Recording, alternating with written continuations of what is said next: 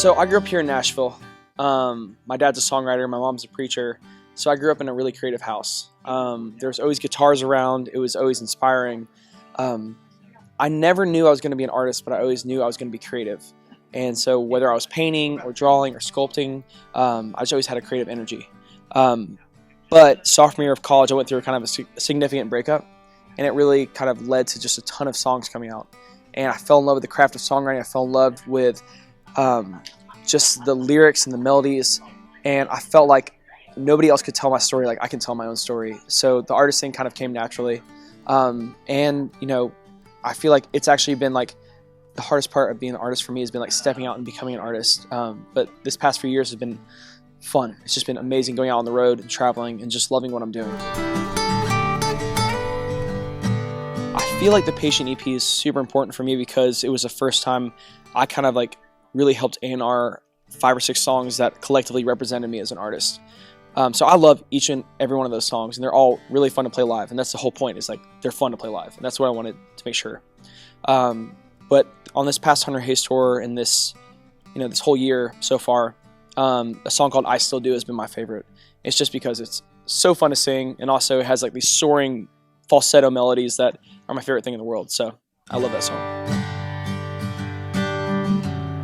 I feel like I'm on step 1 right now. I feel like I'm actually an independent artist. I'm not signed to anybody. And I feel like what that makes me feel like is I'm not on like one of those steep inclines or steep declines, and I'm just taking step by step. And it's just a blessing. It's a blessing to like have stuff in my control, but also to just be working and in the grind and in the middle of it. And I kind of think of it as like, you don't ever want to watch a movie where the story is the guy is just like on top. You want to see like the grind and the fight between it, and I feel like that's what I'm in right now, and it's fun. I knew from the second I started, like the biggest thing I want to do is surround myself with good people, and that's what I feel like we've been able to do independently, and it's just kind of like setting the foundation for a really fun career. I hope so.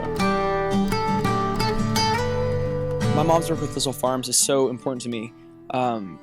You know, I feel like as an artist, you're constantly searching for a purpose and what's like the reason behind, you know, why I'm out there trying to change people's lives, but also make music. And I feel like watching my mom with Thistle Farms and the women and how their lives are impacted just by, you know, getting a smile on their faces is just so important to me. And I feel like I'm not really searching for the purpose. I'm just kind of blessed to have the idea of like love heals, love transcends all this. I don't have time for hobbies anymore. However, I do have a puppy named Tahoe. She is now controlling my life, and she is amazing. So teaching her tricks lately has been a hobby.